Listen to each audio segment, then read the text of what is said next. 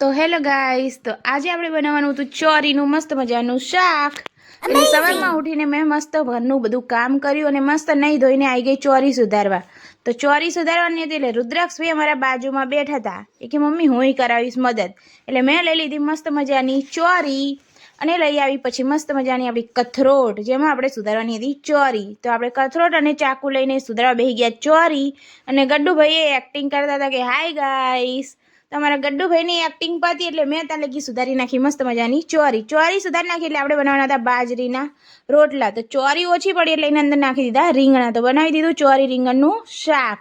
તો શાક બનાવતા બનાવતા ટોપરું હાથમાં આવી ગયું એટલે ખાઈ લીધું. પછી મેં બાફી દીધી 2 કેરી, કારણ કે મારે બનાવવાનું હતું જ્યુસ. તો હું ઘરમાં આવીને હતી એટલી વારમાં મારો પંખો બગડી ગયો એટલે મેં આમને બહારથી બોલાવીને પંખો હમો કરાવ્યો અને પછી ઘરમાં જઈને સૂતી. ત્યાં મારા ગડ્ડુભાઈ આવી ગયા આઈસ્ક્રીમ લઈને. પછી મેં પૂછ્યું કોને લઈ આપી આઈસ્ક્રીમ? તો કે દાદાએ. એટલે આજે એના દાદા આવ્યા હતા ને એટલે ગડ્ડુભાઈને આજે તો આવી ગઈ મજા, કારણ કે ભરી ભરીને પૈસા વાપરવા મળે એટલા માટે. તો ગડ્ડુભાઈ અમારા એક આઈસ્ક્રીમ લાવ્યા હતા અને અમે 3 જણાએ ભાગ પડાવ્યો.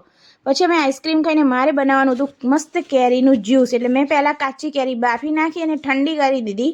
પછી એને મિક્સર જારમાં પીસી નાખીને પછી મેં મસ્ત બનાવી નાખ્યું આપણે કાચી કેરીનું જ્યુસ. તો જ્યુસ એટલું મસ્ત બન્યું હતું કે ગળ્યું.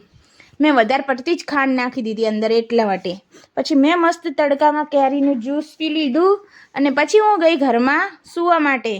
તો ઘરમાં એટલી ગરમી હતી કે ના પૂછો વાત. પછી હું આવી ગઈ બહાર. એટલી વારમાં આ લઈ આવ્યા મારા માટે આઈસ્ક્રીમ. તો વાળની હાલત તો જુઓ મારી કે ભૂત જેવી લાગતી હતી. પછી મેં મારા સસરાને બનાવી આપ્યો ચા. તો રસોડાની હાલત એટલી ખરાબ કરી નાખી કે ના પૂછો વાત. પછી સાંજે બનાવી નાખ્યું ખાવાનું અને રુદ્રાક્ષભાઈ અમારા ફોન જોતા